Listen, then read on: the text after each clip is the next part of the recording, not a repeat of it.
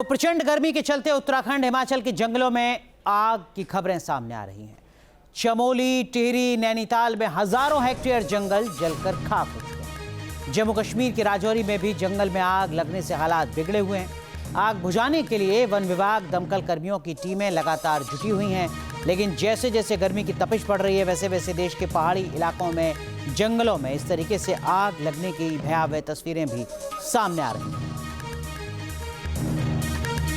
तो ये तस्वीरें इस वक्त आप देख रहे हैं, ये जंगलों की आग की है, जो बता रही हैं कि गर्मी की तपिश के साथ किस तरीके से इस वक्त पहाड़ी इलाकों में लोगों की मुश्किलें ही सिर्फ नहीं बढ़ रही हैं, बल्कि जंगल में रहने वाले जीव जंतुओं की मुश्किलें भी काफ़ी ज़्यादा बढ़ती हुई नजर आ रही हैं। वन विभाग और दमकल की टीम मौके पर मौजूद हैं। आग बुझाने की कोशिशें लगातार जारी हैं।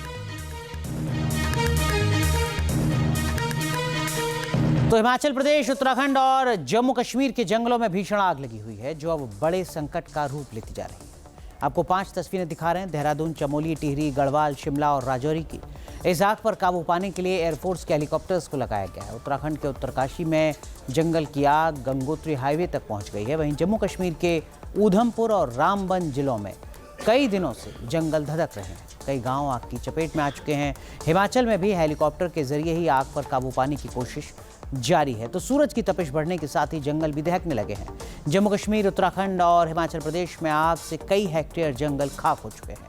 आग इतनी भीषण है कि इसे काबू में करने में तमाम दिक्कतें आ रही हैं। सवाल ये कि आखिर हर साल जंगल दहकते क्यों हैं?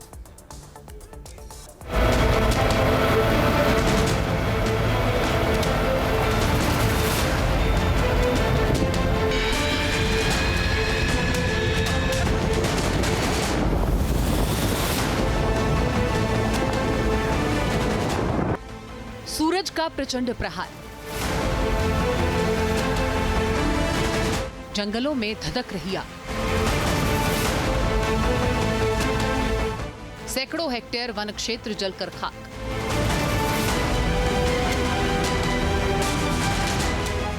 सूरज की बढ़ती हुई तपिश के साथ साथ जंगलों में आग का तांडव नजर आ रहा है। ये खौफनाक तस्वीरें उधमपुर के जंगलों की हैं। भीषण गर्मी, सूखे जंगल, तेज हवाओं ने आग को और भी विकराल कर दिया है। उधमपुर, राजौरी में बड़े पैमाने पर जंगलों में आग लग रही है। उधमपुर में सबसे अधिक प्रभावित भोरडी बेल्ट है। यहाँ के जंगलों में कई दिनों से आग धधक रही है और आग पर काबू पाने के लिए वन विभाग, दमकल कर्मियों और इसके अलावा स्थानीय लोग भी लगातार जुटे हुए हैं, लेकिन ये आग लगातार भड़कती जा रही है। ये गांव है नॉर्दर्न नडू, बल्टाई के पास ही पड़ता है। यहाँ 3 दिन हो गए आग लगी हुई और 3 दिन ही हो गए हमको सोए हुए। और देख सकते हैं आप कितनी खतरनाक आग लगी है। और इधर कोई बंदा नहीं मिला दिखा हमको आग बुझाने के लिए। हम ही 3 बंदे हैं, वो आग बुझा रहे हैं यहाँ। 3 दिन से हम आग बुझवा रहे हैं, जो इधर रहते हैं। और फॉरेस्ट एरिया का भी इधर नहीं आया कोई भी नीचे। हो सकता है इधर ऊपर साइड में बुझा रहे होंगे, और इधर नहीं आया अभी कोई भी। जम्मू कश्मीर के रामबन जिले के चंद्रकोट गांव में भी वन इलाके में भीषण आग लग गई। तेज हवाओं की वजह से ये भी बढ़ती जा रही है। अभी काफी सारी लगी है। उत्तराखंड के जंगलों में भी भीषण आग लगने से सैकड़ों हेक्टेयर वन संपदा तबाह हो चुकी है। आग ने अब तक 331 हेक्टेयर से ज्यादा वन क्षेत्र को अपनी चपेट में ले लिया है और इस अग्निकांड में 3 लोगों की मौत हो चुकी है। सबसे ज्यादा असर चमोली जिले में हुआ। अभी हम 5 लगे हुए हैं। ये देखो आग देख लो आप लोग, और एक हलंगा का। गढ़वाल मंडल में आग लगने के बाद 285 मामले दर्ज किए गए। इनमें 241.3 हेक्टेयर जंगल प्रभावित हुआ है। वहीं कुमाऊं मंडल में आग लगने की 74 घटनाएं हुई हैं। आग से 64.05 हेक्टेयर वन क्षेत्र जल चुका है। लगातार बढ़ रही गर्मी, सूखे जंगल और इंसानी लापरवाही आग फैलने की बड़ी वजह मानी जा रही है। इस आग की वजह से बेहद अहम माने जाने वाले उत्तराखंड के जंगल भी बड़े संकट में हैं।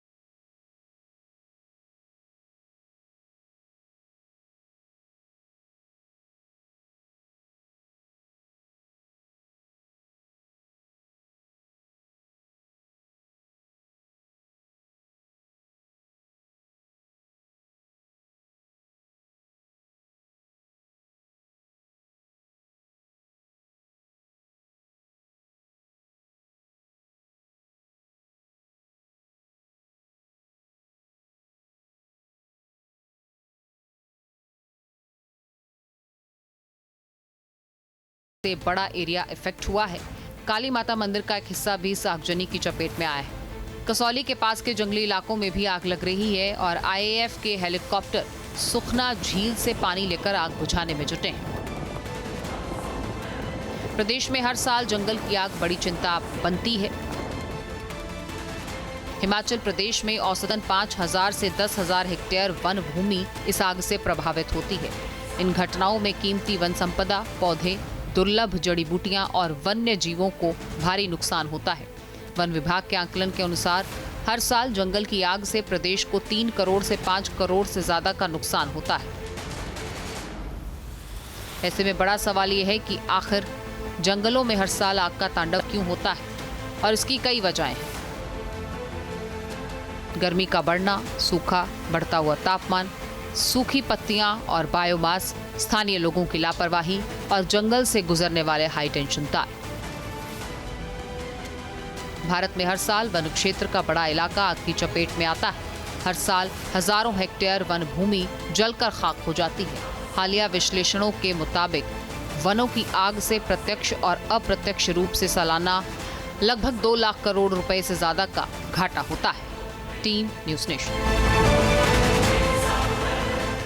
तो इस जरूरी मुद्दे पर बात करने के लिए हमारे साथ जुड़ रहे हैं जाने माने पर्यावरणविद इला स्मिटाचेक। इला, आपके हिसाब से क्या बड़ी वजह है जिसके चलते लगातार साल दर साल जंगलों में आग के जो आंकड़े हैं वो बढ़ते जा रहे हैं? नमस्कार। मेनली प्रॉब्लम ये है कि प्रशासन की गलतियां हैं, गवर्नमेंट की गलती है इसमें। क्योंकि हाँ, गांव वाले जरूर कभी कभी आग जला देते हैं और टूरिस्ट भी कभी कभी बीड़ी सिगरेट फेंक के आग जला देते हैं, लेकिन इसको कंट्रोल करने के लिए काफी लोग नहीं होते। वन विभाग बोलता है कि उनके पास लोग नहीं है। वॉलंटियर्स के द्वारा हम लोग खुद आग बुझाने जाते हैं। अभी 1 महीने पहले मैं खुद गई हूँ आग बुझाने, अपने हाथों से बुझाया है मेरे जंगल में आग। हमारे प्राइवेट प्रॉपर्टी पे भी आग लग जाती है। तो ये प्रॉब्लम है कि पर्यावरण का तो है ही प्रॉब्लम, लेकिन प्रशासन ने तो अपनी गलती माननी पड़ेगी। करप्शन है और इस बात को कोई बोलना नहीं चाहता, लेकिन जो CM साहब हैं उन्होंने इस पर अच्छे तरह से देखना चाहिए, इसकी जांच करनी चाहिए कि कम से कम, हाँ हमें पता है कि करप्शन है भारत में, लेकिन जब वन को हम तबाह कर रहे हैं तो फिर आगे हमारे पास पानी नहीं बचेगा।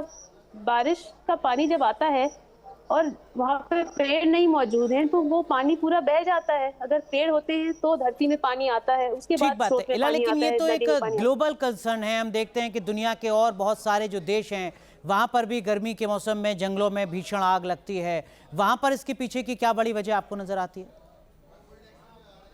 अलग अलग जगहों में अलग अलग इकोलॉजी की वजह से आग होते हैं। कुछ जगहों में ऐसा होता है कि जंगल खुद ही नेचुरली जलता है, यहाँ पे ऐसा नहीं है। हालांकि चीड़ के पेड़ मौजूद हैं, ये चीड़ का पेड़ वो स्पीशीज का नहीं है जो ऑटोमेटिक जलता है। ठीक है, पहली बात तो ये है कि ये सब इंसान ही जला रहा है। जमीन को खाली करने के लिए, वहां पे घर बनाने के लिए जो ये हो रहा है, सबसे ज्यादा तो यही है कि लोगों के पास अगर प्राइवेटली ओन फॉरेस्ट जमीन होती है वो उसको जला रहे हैं।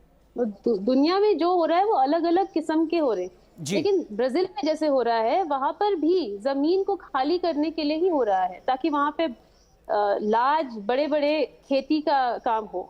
जो गाय का जो फार्मिंग होता है उसकी वजह से। तो क्या आपको लगता है कि एक कलेक्टिव रेस्पॉन्सिबिलिटी हो सकती है, और अगर हाँ तो इसमें जो लोकल रेजिडेंट हैं, सिटीजन हैं, टूरिस्ट हैं, अथॉरिटीज हैं गवर्नमेंट की, और जो सिविल सोसाइटीज हैं, उन सबका क्या रोल हो सकता है?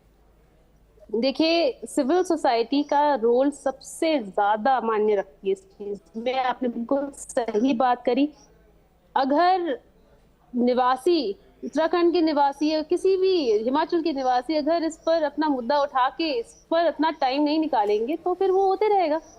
अगर आप वहाँ पे रह रहे हो तो मैं आपसे निवेदन करूंगी कि आप इस चीज को सीरियसली लीजिए। अगर छोटा सा भी आग दिखे तो आप तुरंत 112 पे फोन कीजिए, आप CM हेल्पलाइन पे फोन कीजिए, आप वन विभाग को फोन कीजिए, आप वीडियोस बनाइए, आप CM तक पहुंचाइए इस बात को, ताकि वो एक्शन ले सके। ठीक है, बहुत बहुत शुक्रिया इला हमारे साथ जुड़ने के लिए, इस जरूरी मुद्दे पर अपना अनुभव साझा करने के लिए। आपके मोबाइल पर तुरंत आएगी ब्रेकिंग न्यूज, स्क्रीन पर सबसे पहले दिखेगी बड़ी खबर, देश दुनिया की हर खबर एक जगह। अब आपके मोबाइल पर तुरंत फटाफट इंस्टॉल कीजिए न्यूज नेशन ऐप और रखिए खुद को अपडेट।